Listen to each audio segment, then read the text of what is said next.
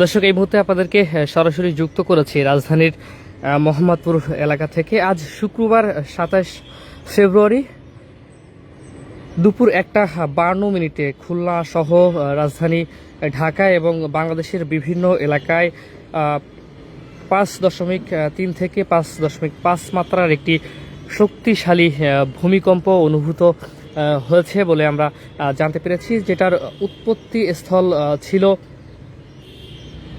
খুলনা বিভাগের সাতক্ষীরা জেলার কালীগঞ্জ এবং আশাশুনি যে থানাটি রয়েছে, এই দুই থানার মধ্যবর্তী একটি স্থলে মূলত এই ভূমিকম্পটি উৎপত্তি স্থল। খুলনা ছাড়াও রাজধানীর ঢাকা, যশোর এবং ভারতের পশ্চিমবঙ্গ, কলকাতায় এই ভূকম্পনের যে শক্তি সেটি অনুভূত হয়েছে। এখন পর্যন্ত বড় ধরনের কোনো ক্ষয়ক্ষতির খবর পাওয়া যায়নি, তবে আতঙ্কিত হয়ে অনেক মানুষ ঘরবাড়ি থেকে রাস্তায় বেরিয়ে এসেছে। বিশেষ করে ঢাকা শহরে যারা বসবাস করেন, যদিও এই ভূকম্পের উৎপত্তি স্থল খুলনা বিভাগের সাতক্ষীরা জেলায়, কিন্তু ঢাকা শহরে যারা বসবাস করেন, বিশেষ করে বহুতল ভবনে যারা বসবাস করেন, তাদের জন্য ভূমিকম্প একটি আতঙ্কের নাম।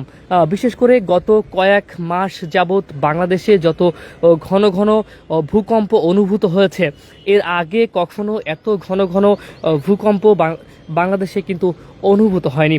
বিশেষ করে গতকাল বৃহস্পতিবার 13 ঘন্টার ব্যবধানে পরপর দুটি ভূমিকম্প অনুভূত হয়েছিল। আমরা দেখেছিলাম বেশ কয়েক মাস আগেও শুক্রবার সকালে একটি ভূমিকম্প হয়েছিল 5.7 মাত্রার। সেই ভূমিকম্পের পর থেকেই ঢাকা শহরে যারা বসবাস করেন এবং বিভিন্ন শহরগুলোতে যারা বসবাস করেন, তাদের মধ্যে এই ভূমিকম্পের যে একটি আতঙ্ক, সেই আতঙ্কে তারা আতঙ্কিত হয়েছিল। অনেক মানুষকে দেখেছিলাম ওই সময়টাতে ঢাকা শহর ছেড়েছিলেন। এই ভূমিকম্পকে কেন্দ্র করে ঢাকা বিশ্ববিদ্যালয়ের যে হলগুলো রয়েছে, সেই হলগুলোও কিন্তু বন্ধ করা হয়েছিল।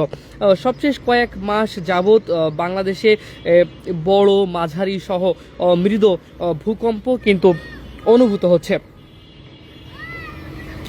এই ভূমিকম্প পরবর্তী ছোট কম্পন বা আফটার শক হওয়ার সম্ভাবনা থাকে, তাই আবহাওয়াবিদদের পক্ষ থেকে সবাইকে নিরাপদ স্থানে থাকার জন্য অনুরোধ করা হয়েছে।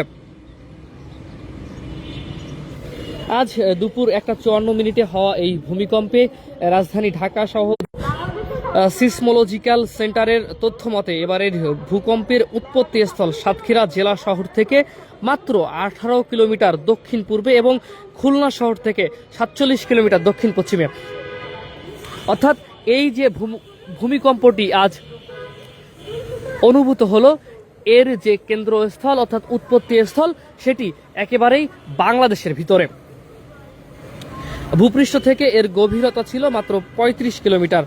দেশের দক্ষিণ পশ্চিম অঞ্চলের এই উপকূলীয় জনপদে আগে ভূমিকম্পের জন্য ততটা ঝুঁকিপূর্ণ মনে করা না হলেও সরাসরি জনবসতির এত কাছে ভূমিকম্পের কেন্দ্র থাকাটা বড় ধরনের বিপদের সংকেত দিচ্ছে।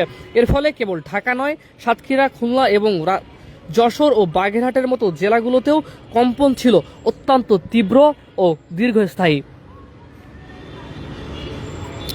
দর্শক, এই ছিল আমার কাছে ভূমিকম্পের সবশেষ পরিস্থিতি। এখনো পর্যন্ত বড় ধরনের কোনো ক্ষয়ক্ষতির খবর পাওয়া যায়নি, তবে মানুষ বেশ আতঙ্কিত ভূমিকম্প নিয়ে। যেহেতু পরপর কয়েকদিন যাবৎ ভূমিকম্প হচ্ছে, এগুলোকে ফোরশক বলা যেতে পারে, আফটার শক বলা যেতে পারে। মূলত এটি নিয়ে বিস্তারিত তথ্য পেলে আপনাদেরকে জানানোর চেষ্টা করব। ততক্ষণে আমাদের সাথে থাকবেন। ধন্যবাদ সবাইকে।